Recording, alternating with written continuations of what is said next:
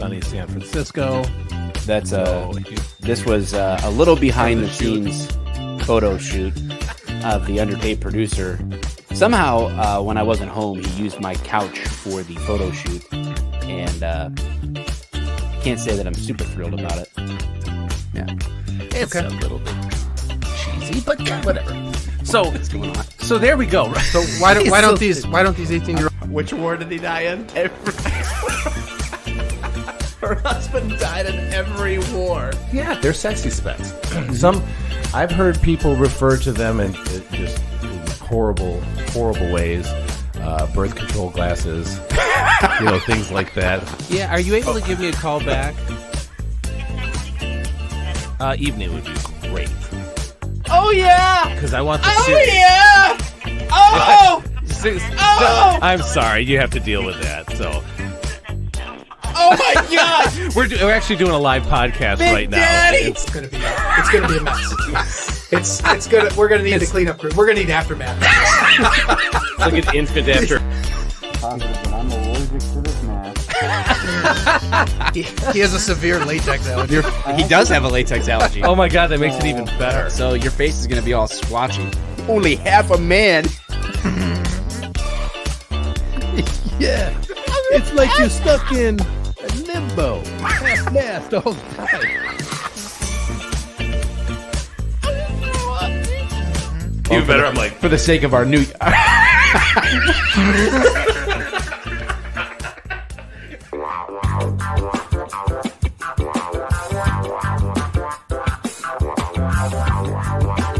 Oh, mama.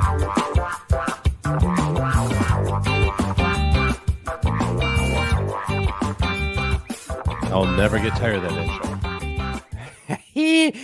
Oh, it's June 7th. And do you know what that means, David? Oh no. That means Pride Mike is all through the month of June. Oh goody. So, That's wonderful. seriously, there I was. I was at a little protest downtown, and so I was waving my flag. I honestly, even in this community, I will say the flag is out of control. I don't even know what half the symbols mean anymore. I just know that I believe in them. I just know that I support them. It doesn't even matter. Unless that symbol is a swastika, then you should die. You should literally die. Right. Okay.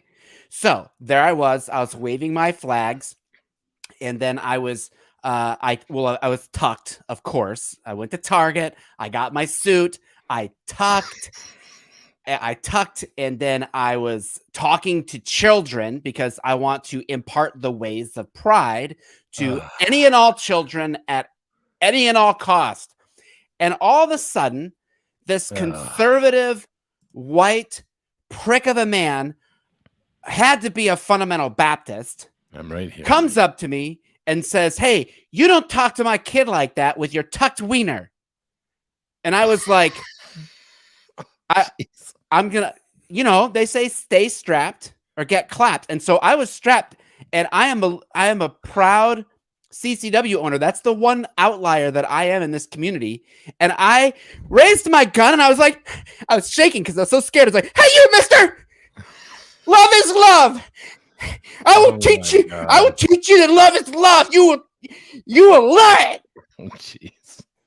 And then I called my Uncle Sal for bail money because I was arrested for a public display of a firearm. But I saw the look in those kids' eyes, and I have never been more proud. Yeah, there it is. Yep, I agree. Yeah, that's good. And that actually is a true story, guys and girls. That when we talk about Mike's, try to guess whether these are true stories or not. That one is a true story. So there goes the segment. So there I was. That's the weekly segment. So there I was. What's up, dude? You're Man. still alive. It is kind of touch and go week by week, right? Yeah. I mean, I had to give myself CPR the other day from the groin area. and it turns out I am. Don't ask. It's a So- medical experiment. Was that I that made to up. the rhythm? Was that to the? Were you pumping to the rhythm of Staying Alive? Rhythm of the beat of the night. So, dude, you have something to drink? I don't have anything. I have a Coke Zero. I have a Coke Zero in a Tiffany. In a koozie? Is it like, I don't know what kind of, I think, is this like a Tiffany blue? I don't know. I think. Yeah, and it's like it's a couldn't tell Yeti you. cozy. So because I'm gonna have to show how weak I am right now because my new blood pressure medicine. I was on a blood pressure medicine, got rid of it because it was making me feel really lethargic. And so I went on another one, and it didn't make me feel. I mean, it made me feel better. I wasn't lethargic, but it screwed with my fingertips. My fingertips are peeling. You on look my like hands. you look like a prune. Yeah, it looks like a prune. It Looks like you've been in the ridiculous. bathtub for too long. Yeah, it does. And so because they're peeling, they're extremely sensitive to cold and heat. So if you microwave something and you take it out, Dave better have. Why are you microwaving your fingers? I wasn't microwaving. I said if you're microwaving something, I didn't say my fingers. But if you're microwaving something, Dave better have a hot mitt ready because it's gonna hurt. It's gonna hurt poor Dave's little fingers. Yikes. So I know Little it sensitive sucks. fingers. I know. So hold on. Excuse me. Yikes. It must be the Coke Zero. Yeah, so far with this whole heart thing, I mean, like there's nothing really coming back that's alarming anybody, which is a little bit disappointing. to That's my kind of wife. alarming, isn't it? I know it's dumb because all these tests have come back positive for things, and then of course my wife wants there to be something wrong with me so that she can, because she has a lot. Well, like you're probably worth make. more dead than alive, like me. I actually am worth way more dead than alive. Not just a pension, but like a pretty good size life insurance. That's why I always have Elijah try my food first before I eat it. You're like in the medieval times. You're like the king. Because I know she's gonna get me one of these days somehow, some Dude, way. did you see there was it was in the news, some dude on Everest had injured himself or something, and one of the Sherpas strapped him on his back and took him down the mountain. Now we know that Sherpas are pretty ridiculous, but what makes me laugh is that this Sherpa put him on his back. Like it almost looked like it was made for a human being, like this backpack thing. And the guy gets and the Sherpa just looks at the camera with these mirrored glasses on and just gives a smile and a thumbs up and starts heading down the mountain as if it was nothing. And it makes me laugh because I'm thinking, so this probably is probably American. I can't even say that. It could be anybody, but whoever it is, it probably has money because I don't think it's cheap to climb Everest. No, So it's a lot of money, man. I think it's right. like a And decent there's two sides, I five-figure think. chunk of change. Yeah, I think there's two sides to Everest too. There's like an easy side and a hard side. I honestly look it up. I'm almost positive it's true. So this guy, just think about this. Like you're one of those guys who like that's probably the dude too. Well, they all Sherpa. look alike. I don't know. I just looked up Sherpa. Clearly. But I want to offend whoever hated us on our YouTube channel for making fun of Chinese accents. Oh my god, that was hilarious. So I started laughing because I'm thinking, you have this guy who's like, you know what, I'm gonna climb Everest. I'm gonna do this. And he gets up to a certain point, doesn't even make it to the top, falls and hurts himself somehow, or just can't make it. And then you have this guy, this Sherpa. He's like, I'd take you down the mountain. Fucking straps him up and goes down the mountain with this guy on his back. And I'm thinking, I mean, how much of a how hard is Everest to climb, really? It's supposed to be extremely, extremely difficult, but not to Sherpas. These guys go up and down this mountain all the time. And then it made me laugh because I'm thinking, 800 people summit Everest every year. Yeah. So that's actually a pretty small amount, but that's not. So look at both sides. There should be two sides to Everest, I believe. So there's some people that'll probably pick the complicated side, people who pick the we'll say more scenic route. I don't know what that would actually mean. I don't certainly want There's to climb two different Everest. routes. No, one route is easier and more consistent. Yeah. The other is And then shorter, but very unforgiving, it says. Yes. And so, which makes sense because it's shorter because So the it's, long way is easier. well, yeah, probably there's probably switchbacks and you go, you know what I mean? It's just not as steep. It's not as dangerous or complicated. Now I could be wrong. I mean, if anybody's climbed Everest and they want to dispute this, thing, that's fine.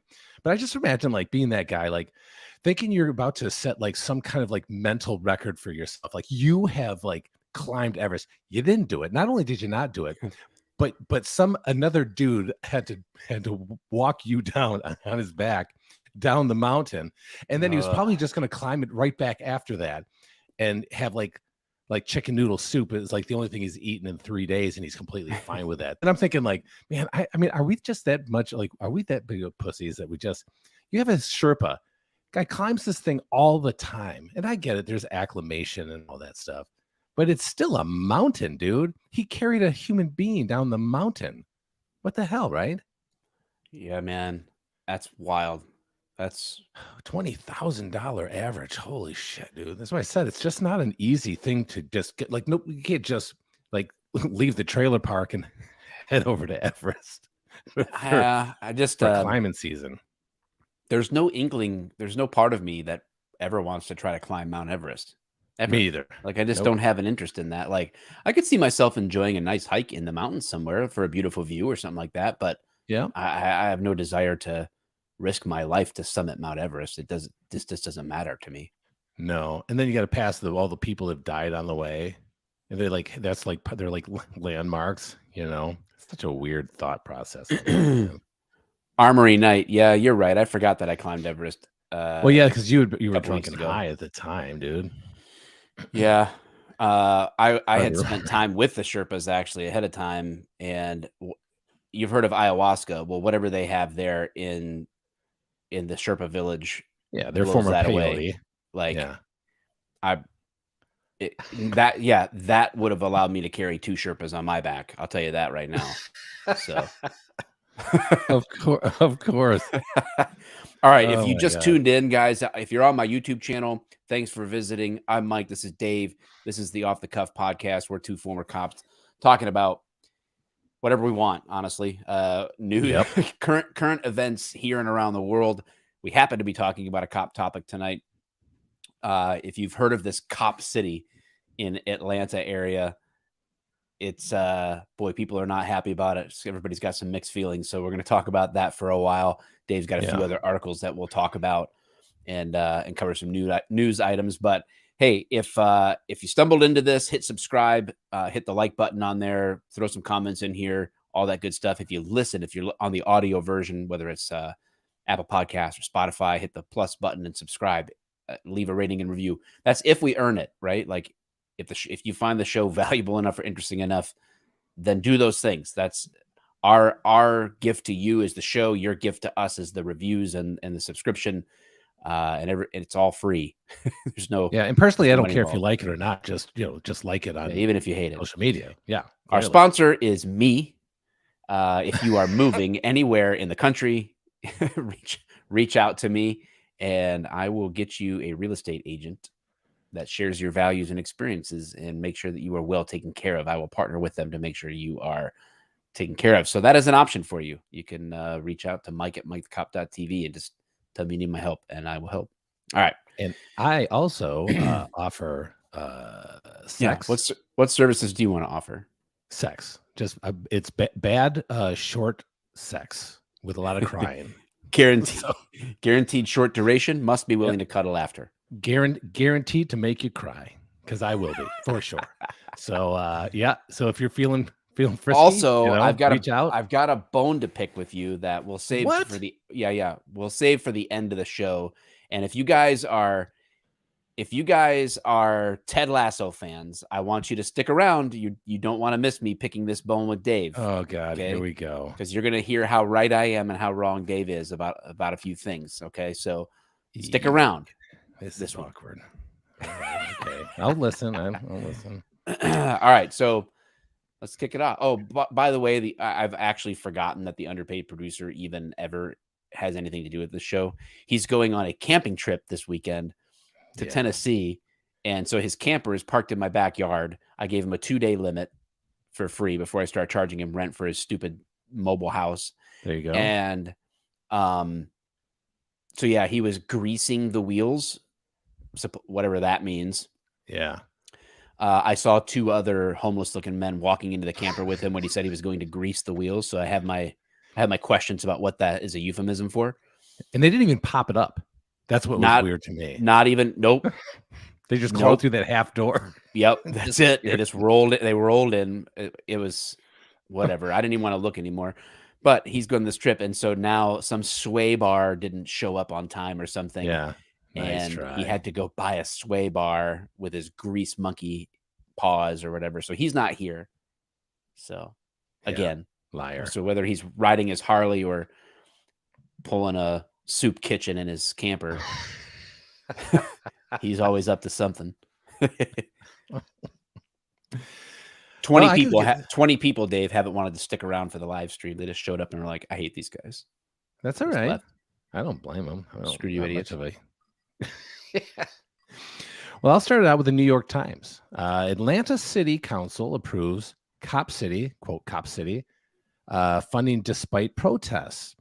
The vote to approve $31 million for the construction of a sprawling police and fire training complex came after nearly 2 years of protests. And Mike, if you remember, we actually discussed this. I think we broke the story about a year ago, where there was already disagreements with this because there was a private property issue and they didn't want the sound of gunfire. And it was supposed to be a huge complex. That's back then. That was the argument. Mm-hmm. We'll see if that's changed. The vote to approve $31 million for the construction of a sprawling, after 2 years of protests, the Atlanta City Council voted overwhelmingly early Tuesday to approve $31 million in funding for the construction of a sprawling $90 million police and fire training $90 million police and fire training $90 complex. million. Well, that's what it says. It says I thought it was 30 million. Well, let's hear me out. I'll read it one more time because you're right. It is a little confusing, but the Atlanta City Council voted overwhelmingly early Tuesday to approve $31 million in funding for the construction of a the project is a $90 million project. Yeah, $90 million police and fire training complex. Funding from the city of Atlanta for $30 million of it. Probably so a third of it. Police and fire training complex backing a project that has provoked nearly 2 years of sustained protests and further inflamed tensions over law enforcement in the city. This is where the narrative starts changing. The atmosphere inside City Hall leading up to the vote reflected how emotionally charged the debate over the planned complex had become. City employees were instructed to work remotely on Monday as officials warned of security threats. The building was packed deep into the night and into Tuesday morning. We're going to threaten your security. We're going to threaten violence because we're sick of you threatening violence against us, using violence against us. Make it make sense. They've had enough, Mike. They've had enough. I don't. So the building was packed deep into the night into Tuesday morning as hundreds of people jammed inside for the council meeting. It lasted more than 16 hours, with well over 300 people addressing the council before the vote. One after another, the speakers expressed opinions that illuminated the complex tangle of racial, political, and environmental considerations that have shaped the city's conversation over the project, which has become known to many by the nickname conceived by its critics, Cop City. The vast majority of those who stepped up to speak were critical, echoing arguments that had been repeated through months of demonstrations. The facility was costing money that could be better directed elsewhere. It would train the city's police force to become more militarized, and it would disturb a precious expanse of green space in a rapidly developing metropolis. Quote, Cop City has already proven to be a source of violence, oppression, militarized approaches to civilians, how is it oppressing unconstitutional activity, and economic and environmental disaster, said Susie Duran, a leader in the Atlanta chapter of the National Lawyers Guild. Okay, there's a true guild for you. Approval of the $31 million in spending had been widely expected, yet the vote was still a test of whether opposition to the project officially known as the Atlantic Public Safety Training Center, had led to any wavering by the city's leaders. The 15-member council voted 11-4 in favor. It's kind of interesting because they talk about how it's just kind of like they're almost making it seem like it is a one police department's it's their training complex for $90 million. And we'll probably get into this because I haven't this part of this article, but that's clearly not the case. It is a huge complex, and it is there to help train probably all over the country, maybe partially globally as well. Yeah, and not just police. Obviously, it's police and fire. It says at least. So usually these public safety complexes are much more than just police training. Yeah, police militarization training, where we just train to beat people with billy clubs. Right. The council is nonpartisan, but most of its members identify as Democrats, some more progressive than others. A few members lean conservative. In 2021, under a different makeup, the council had approved the ground lease agreement for the site of the facility. The cost of the training centers is supposed to be divided between taxpayers and funds raised by the Atlanta Police Foundation, a nonprofit group supporting the force. But there has been growing concern over just how much taxpayers would ultimately have to shoulder, prompting some council members to re-examine their votes. The unease was centered on a leaseback provision, and I don't know what a leaseback provision is. Maybe you can help with that, Mike. In which the city would pay $1.2 million a year for 30 years. Yeah, somebody fronts the money. They basically front money or buy a property or a stake in a property, and they do a lease back. So the purpose is, you can't afford to do this. We'll do this. You pay us. And they'll lease back the property, whether that is, for a certain length of time, or whether it's like as a balloon payment at the end as an option to buy kind of a thing. So it sounds like it's kind of a done deal. Whoever's investing in this, although they're saying it's really kind of a nonprofit is also, and then the city. So I don't know who's doing the actual. Well, maybe we'll get into it, but so the unease was centered on a leaseback provision in which the city would pay $1.2 million a year for 30 years, which raises the total cost to taxpayers to $67 million. Mayor Andre Dickens, responding to questions raised by the Atlanta Journal-Constitution online edition, issued a statement last week arguing that payments would not be an added burden to taxpayers. I don't know how that would be, noting that the city has and continues to pay more than $1.4 million each year for leases to use other facilities for public safety training. Oh, so they're basically saying it's almost a wash because of the amount of training that they already do in other places because they don't have their own place. Okay, I get that. Right. That's a lot of money. The plans call for transforming an old prison farm into what supporters envision as a modern facility suited to the needs of a police force working in a large and complicated city. There will be areas to practice driving techniques, a mock setups of convenience store, home, a nightclub, allowing trainees to learn in simulations of circumstances they could encounter in the field. What began as opposition to the facility itself swelled over time into an intense anger over the unflinching, aggressive approach officials took to quell the protests. You mean like actually stopping them? I don't know. Okay. Demonstrations at the plant site located in DeKalb County, just outside the city of Atlanta, erupted into violent clashes between law enforcement officers and protesters. I'd be very interested. This is the first I've heard of that. We literally have a disagreement between the city and some of the people there that there ended up being demonstrations that erupted, Mike, in violent clashes between law enforcement and protesters. That's the first I've actually heard of this thing over a 2-year period. You would think this would be bigger news. So maybe I'm wrong. Maybe the news just isn't being covered. I had heard about it. It wasn't even too long ago that like people were, I don't know, destroying supplies on the property, like basically trying to like break in and like graffiti stuff and tear up tents and that kind of stuff. Like they were getting into the property and then cops would have to respond and blah blah blah. That's a live look at what's going on there on the ground at this very moment. It's one of the protesters. Interesting. Although it says in January, a 26-year-old environmental activist named Manuel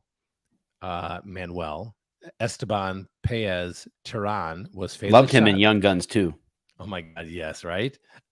Was fatally shot and a state trooper was wounded. I'd have to look at that one to see what really happened there. But prosecutors have pursued domestic terrorism charges against many protesters, like you were probably talking about. The state officials argued that the unrest had been caused by agitators who were not from Georgia. Last Weird. week, officials, yeah, we have big surprise. Last week, officials went a step further, raiding the house that served as the headquarters of a bail fund for activists and arresting 3 people. Who Sorry, I had to have a fight in the middle of the activist party. Accusing them of money laundering and charity fraud. So it kind of goes on and on and on and on. So what do you think about that? I mean, this is where we're at now. I mean, it seems to me, because we know how important training is, and we also know how important the idea of getting rid of training is as well. We know how detrimental that actually is to the police, and we know, and we've talked about this before, that training is becoming a thing of the past. Actual reality, realistic training is becoming a thing of the past. We have resorted to online training for everything, including CPR, and I'm surprised it hasn't been to firearms training as well. And now you have a large scale police department that's saying, hey, we want to do better. We want to create an environment where our officers are properly trained, consistently trained, and and all of a sudden everybody's pissed about it. Like now they didn't even really talk. It basically glanced off of the whole environmental issue that was a bigger deal a year ago, and really just talked more about, these guys are fascist. Like I just put that word in there, but like now all of a sudden the police are the aggressive ones. So what do you think? I think it's telling that a lot of the people are not even from there. I don't know what these people do for a living or how they afford to come from out of town to decide. Like there would have to be quite the cause for me to drive to somewhere of any length to protest just about anything. You know what I'm saying? Like I've just got too much going on in my life. So good on these guys for having this kind of time on their hands and money, apparently. But it's one of those things that's very telling to me, because the cry for a long time was defund the police. That was kind of like a chant, right? But then it was like, no, we don't mean defund them. We just mean reallocate funds for better training. Which is garbage. So then that's exactly what, at least this for the city of Atlanta's part, that's exactly what they're doing. They're saying we're going to reallocate some of these funds. Instead of sending someone somewhere else for training, we're going to allocate funds to have better training right here at home. And this will create a good training facility for other urban type police officers training in these situations and all that stuff. Right. And that's not good enough. That's just, there's no winning, right? From the perspective of the people who are anti this, there is no way to win. There's no way to satisfy them. It seems that they will always find a problem with every solution presented that isn't, we just want anarchy. Because I don't know what the other alternative is at this point. If you like, what are you going to do? Like all these different solutions get presented. Well, we should disarm the cops. We should have cops like other countries where there's no guns. It's like, okay, well then you lose your police force. So then nobody does it, because I mean, even for a paycheck, would you have done this job unarmed? You couldn't have paid me enough. Exactly. No. Yeah. So even if somebody was like, we're going to pay you $300,000 a year to answer all the same calls, nothing changes about the job, you just are unarmed. Mike, I was involved, as you know, I was involved in 3 shootings.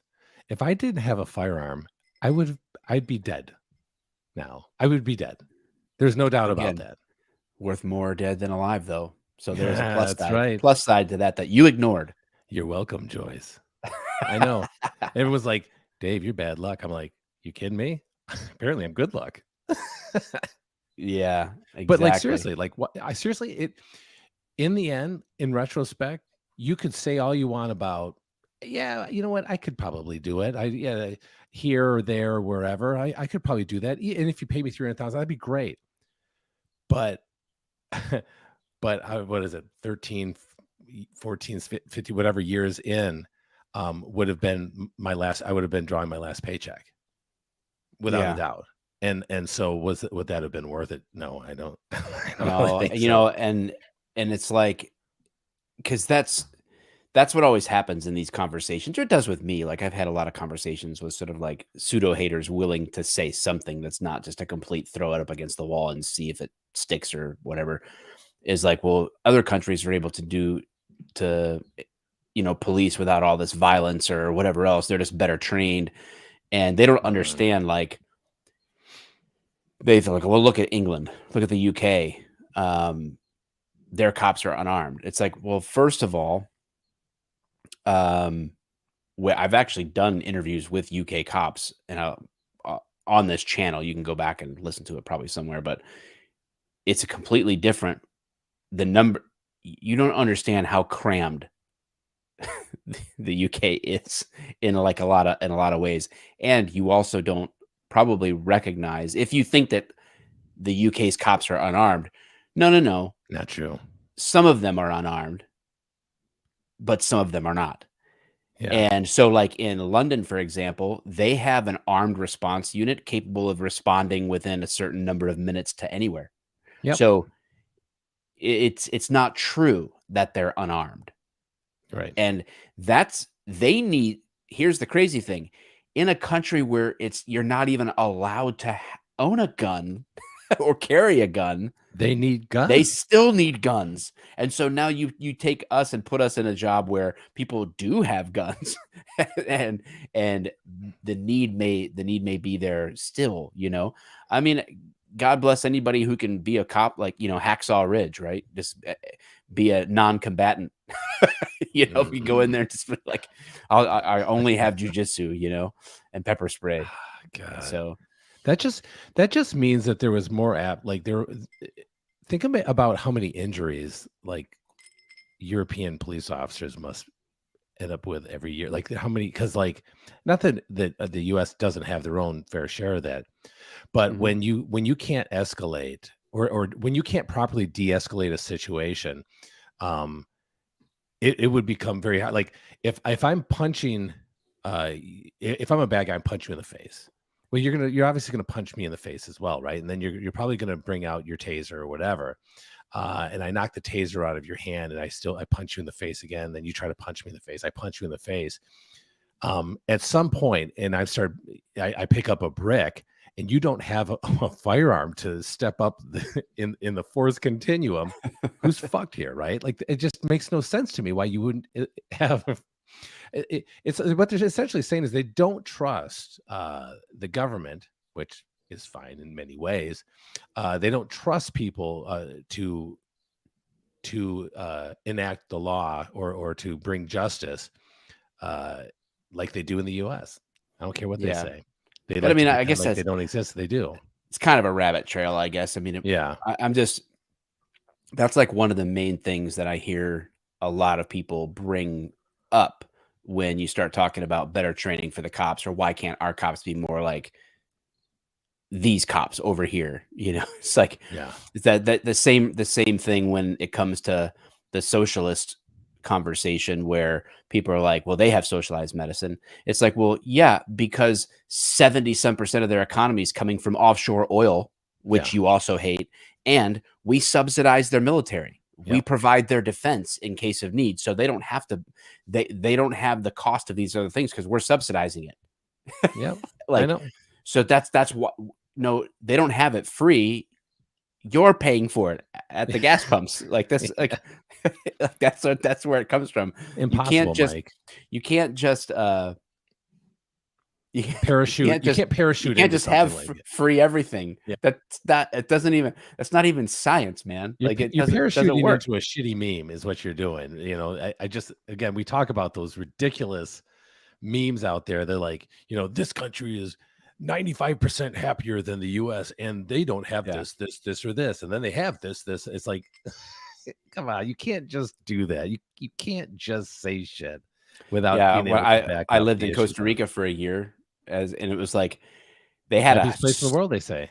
Supposedly they have a 98% literacy rate. It was like at the time when I was there, so it's probably still high. I haven't looked lately, but that was the thing. It was like, see, you know, why can't the US have this kind of literacy rate? What kind of problem? Well, yeah, we do have an education problem. The public schools suck. But the other thing is Costa Rica doesn't have a military because we're their military. Yeah. So they don't have any budget item. They can pour costs into teaching people to read because they have it.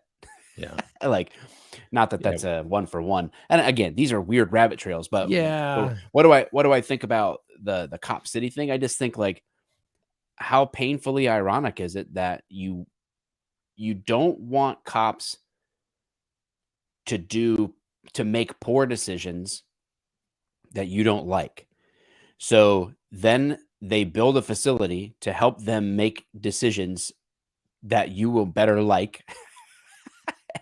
And that's not good enough for you. No, like it's like not. They need better training. Well, not that kind of training. Yeah, like we need different kinds of training. What kind of training do you want them to have? Like, yeah, and you know that complex probably has 100 classrooms for learning how, you know what I mean, like learning how to deal with mental illness or alcoholism, or it could be, you know, anything. But that's just not good enough for people. They just think it's, well, you know what, they're just going to use it they're fascists. They're just going to use it to militarize police force, and that's it. Like, I don't like it called Cop City, but it is called Cop City. That's the problem, Teresa. By the haters. Yeah. Well, and that's what makes the clickbait for the article. So this article that I just read, remember it said that an individual was killed and an officer was wounded.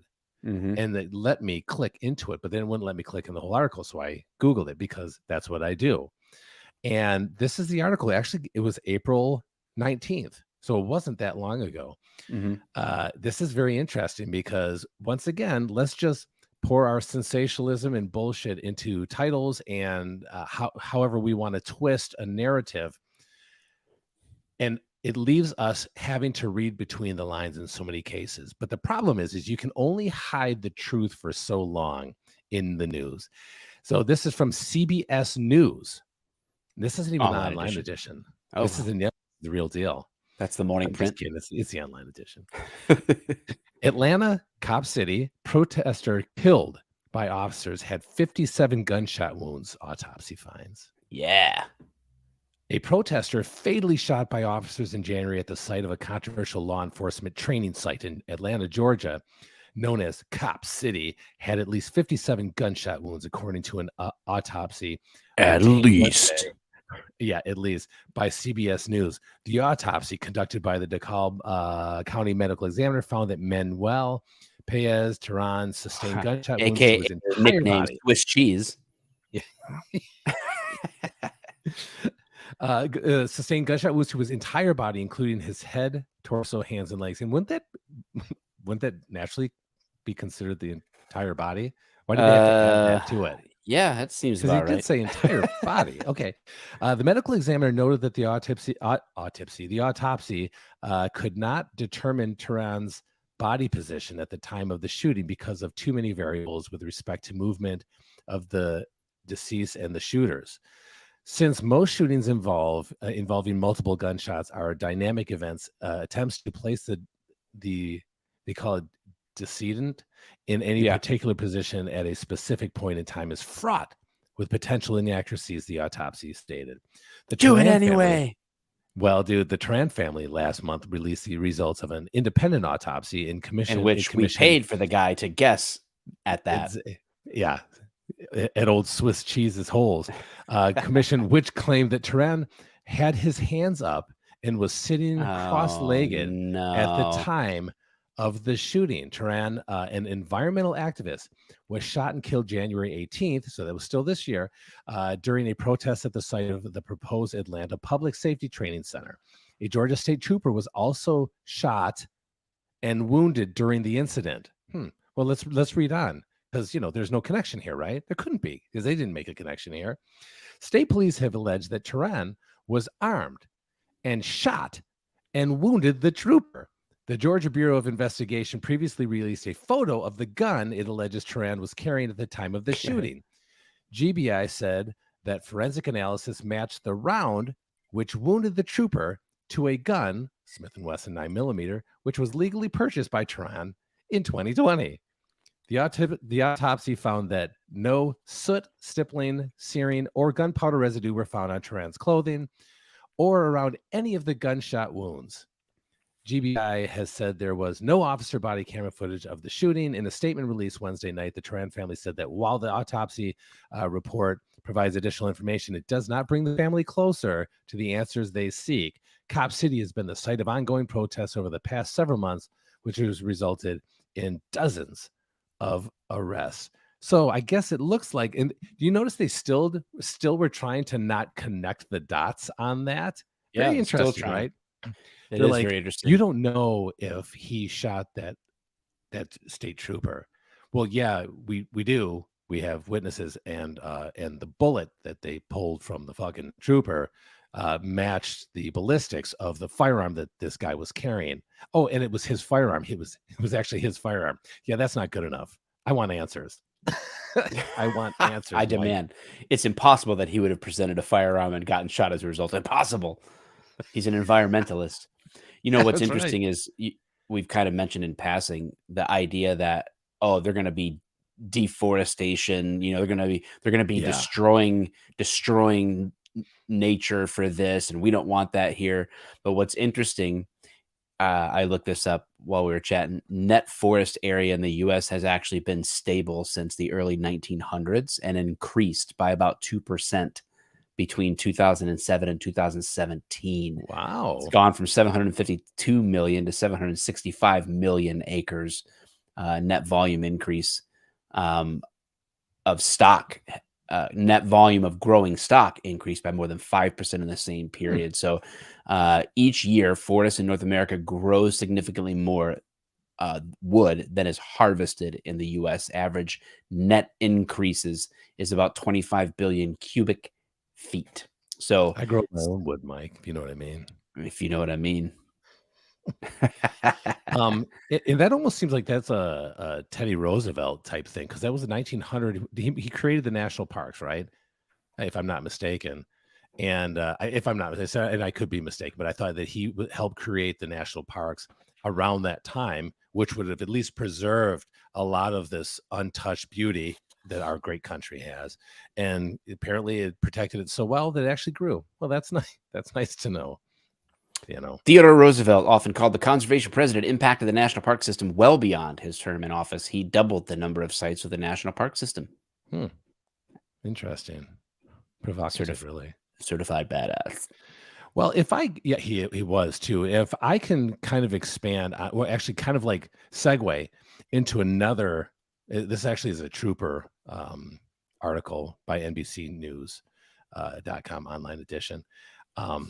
If it's okay, because unless you want to talk more about that, but I feel like we can even bump right into this because it kind of segues a little bit. So, and this is we spent 27 minutes on that. We're good. Yeah, that's good enough. And this is an older. It's a new article, but this is in regards to a shooting that happened early, like February. New York State trooper charged in fatal shooting after high-speed chase. In Buffalo, New York, a New York State trooper was charged with manslaughter Monday for shooting an unarmed motorist to death after he refused to get out of his car following a high-speed chase. Trooper Anthony Nigro, Nigro, I'm thinking that's how it's spelled, Nigro, pleaded not guilty to Negro. Yeah, That's all you had to say. that's all you had to say. Such a great scene. Well, he pled not guilty to first and second degree manslaughter at an arraignment in Buffalo, where the killing took place last year, and was released without bail. The charges in the death of James Huber, 38, are a rare example of a criminal case being brought against an officer by New York's Attorney General, who has the authority to investigate the lethal use of force by law enforcement officers. The president of the union that represents Negro, I don't know, defended him, saying the slaying was justified. The trooper's body camera video captured the fatal encounter on February 12th, 2022. So that actually was a year ago. Troopers, well, longer than a year ago, shit. I love how these things drag on, man. Just imagine being the family or police officer or even the victim's family, how long this shit drags on. It's just absolutely miserable for people. It's just ridiculous. Yeah. Troopers first spotted Huber, a resident of Northeast Pennsylvania, speeding on Interstate 90 near Buffalo, and pursued him at speeds that topped 100 miles an hour. The pursuing officers broke off the chase after Huber's vehicle exited the highway, but Nigro caught up to Huber on a street in downtown Buffalo and blocked his path with his cruiser. Body camera footage released by the state attorney general's office shows Nigro, a nearly 16-year veteran of the state police, holding his gun in front of him as he approaches the car. He orders Huber to get out, cursing at him. Huber turns away from the trooper and says, "Go away," and then "never" and "nope" as the trooper continues to yell at him. No. As the trooper continues to yell at him. Yeah. that was actually live audio that was recorded. It was captured there. Never before heard audio. Yes. Literally.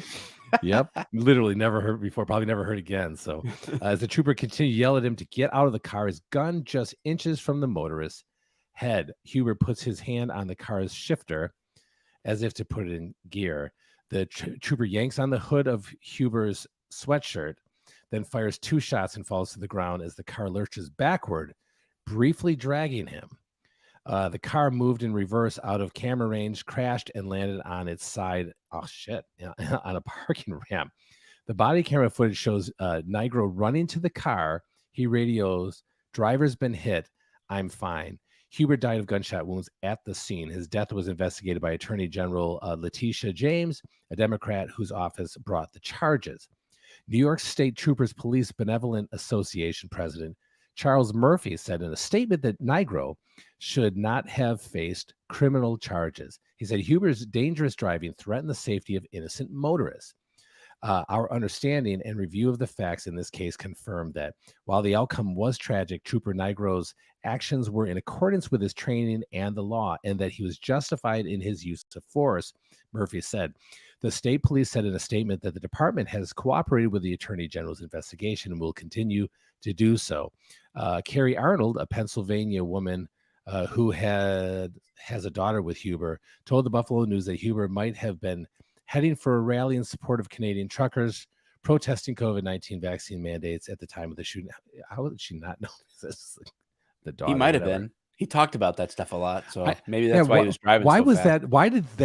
Why did that paragraph have to be in any of this article? Maybe the editor of the online edition, is that NBC? Was that what it was? Yeah, NBC. Online edition. So it's like maybe the editor had a certain word requirement, and they're just like adding, like, what else could I throw in here?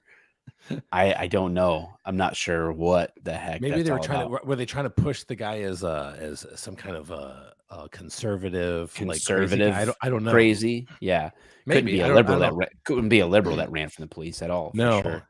And what was dumb is that they didn't even do a good job of that. But so let's talk about this for a second, because we have seen several cases, matter of fact, Supreme Court decisions where high-speed chases that an officer actually like pit maneuvers and kills the driver who's fleeing the police have been completely exonerated, because they're saying that, look, having watched this video, this individual at that time was a male. He wasn't killed. He was turned into a quadriplegic, and he was suing the police department. If you remember, this was a couple years ago at least.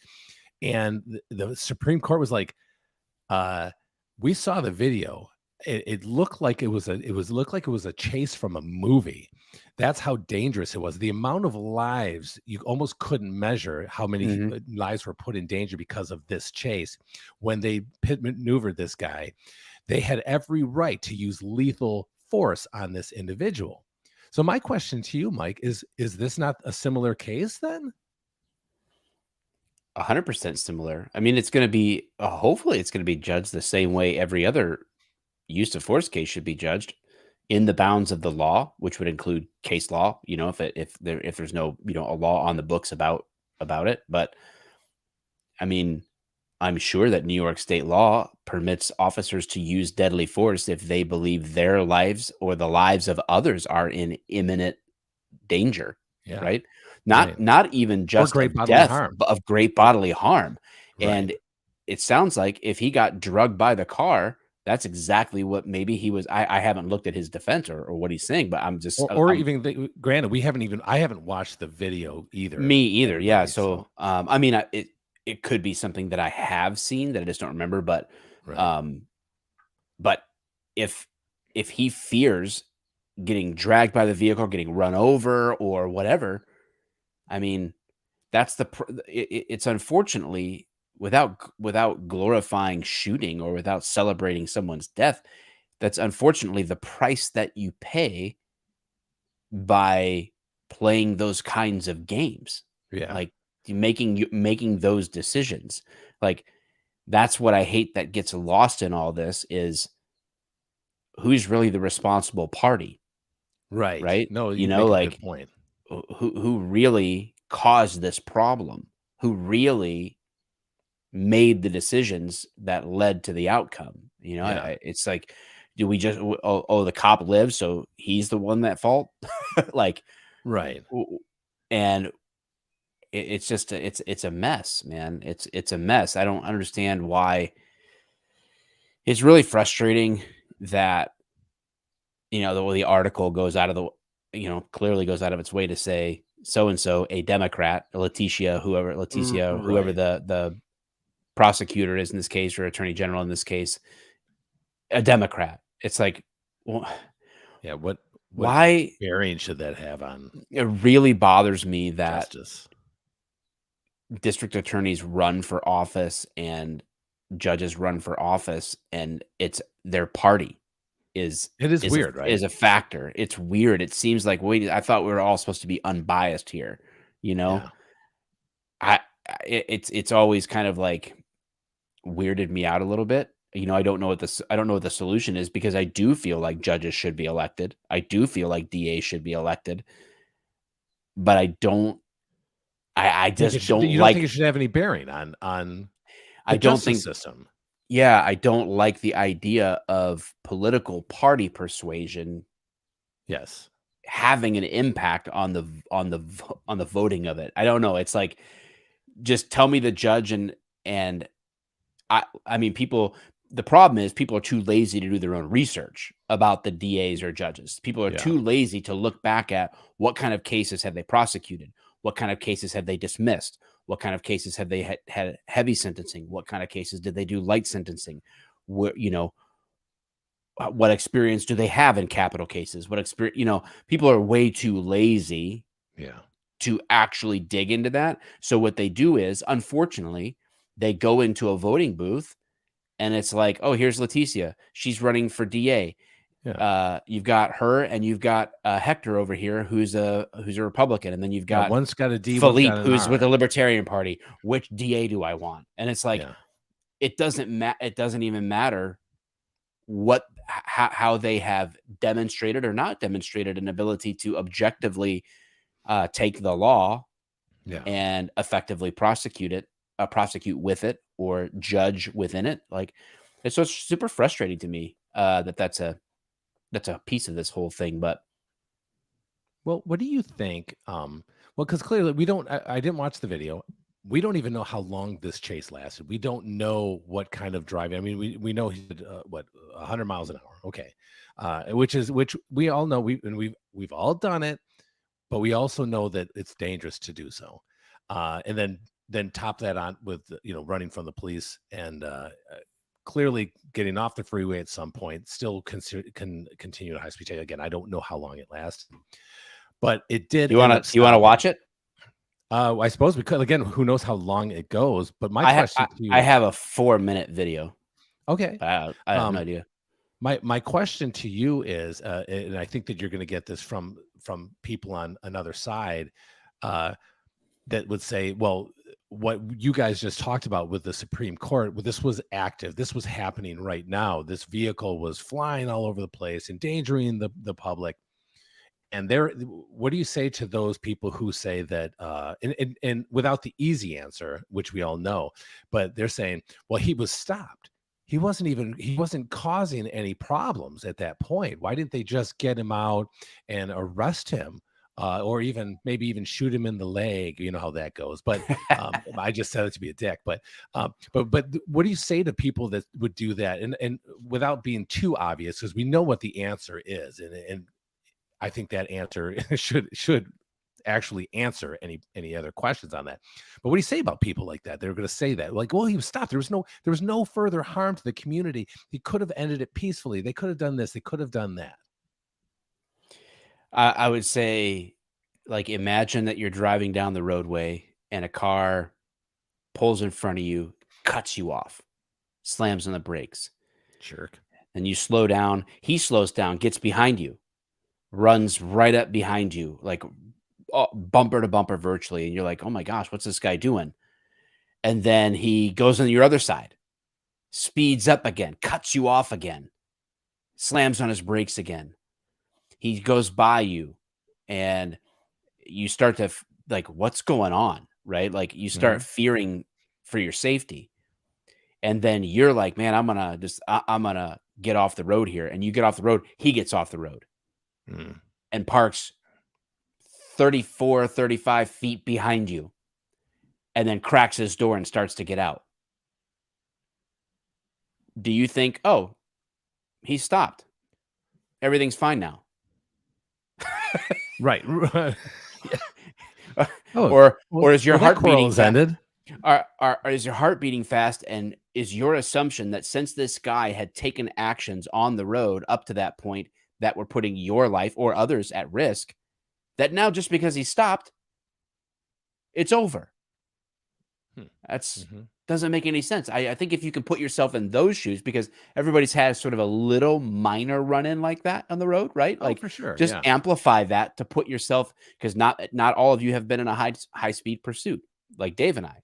So there you go. You don't know what that's like, but you do know what it's like to feel that sort of like, is this person going to hit me? Like, this road ragey kind of thing. Imagine that escalates for a minute, 2 minutes, 5 minutes, 10 minutes. Yeah. And they pull over. You try to pull over into a lot and get away from the situation. He follows you, stops, and then you see his door open. Do you think when he's opening his door, he's just, wanting to offer you some cotton candy? Or do you think that maybe the problem is going to escalate even more? It's funny that you say that, because just thinking about that, I don't know why my mic keeps doing that, but just thinking about that kind of situation, honestly, like, I don't normally feel like, okay, this guy's going to slam it into me. Like, he's being an asshole and could drive me off the road. And it is a dangerous thing. And I would be very pissed. But I'll be honest with you, my bells and whistles would go off immediately if he did that very thing. It pulls over and starts getting out of his car. Then you're going to see my heart's going to do something different. You know what I mean? And my mentality is going to change even more, knowing that I'm probably even in more danger, because I don't know. I knew what he was doing on the road there. I don't know what else he has in store. I don't know how far elevated this guy is going to get. And when it comes to the high-speed chase, when it comes to the high-speed chase, it's the people who refuse to get out of the car that create an increasing amount of that tension, because they are not complying. A normal person who is giving up, as it were, at the end of a pursuit is going to get out of the vehicle upon a lawful order to get out of the vehicle.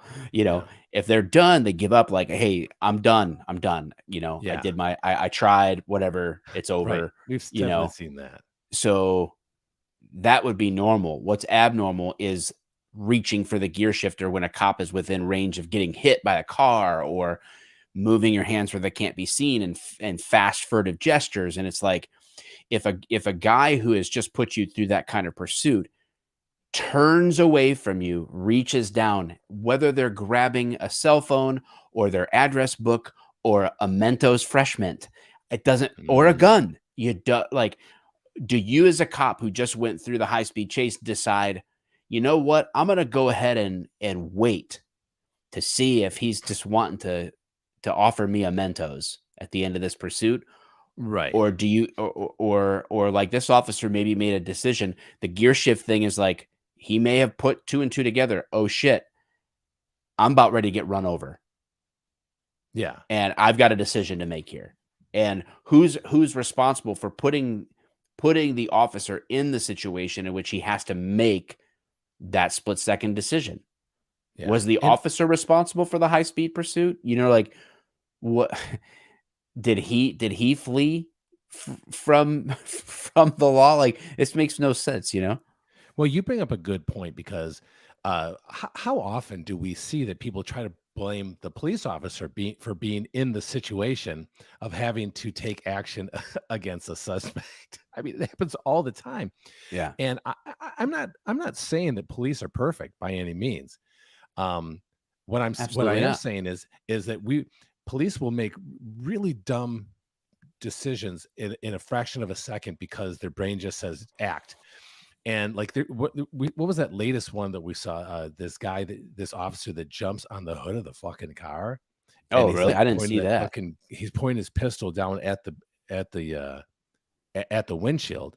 And honestly, when I was in Detroit, I've seen it. I've seen it a few times, that very same thing.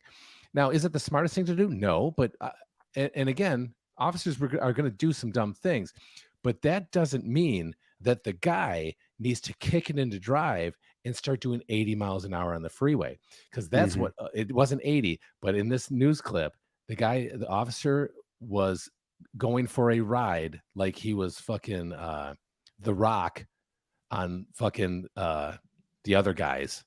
I swear to God, because it looked like he started on the hood and the guy was like, fuck this. And he put it in drive and he took off, and the officer's like, shit. And he grabbed on and was able to hang on to the top of the fucking car.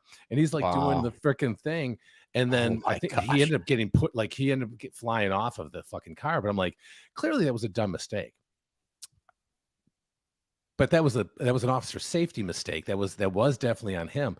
But who put him in that position in the first place? Again, yes, he's going to who decided to continue the situation exactly with that knowledge, up the situation, knowing that a police officer is pointing a pistol at your face after this crazy chase or whatever it was, and you're like, fuck this, I'm still not going in. And then all of a sudden, and it's not saying people are doing that, but it's like all of a sudden it's the cops' fault for doing that, for doing something dumb. And I get it, they did something dumb, but it's, come on, right? I don't think I'm alone on this, right? Yeah, man. No, you're not. It's silly. It's a wild world out there.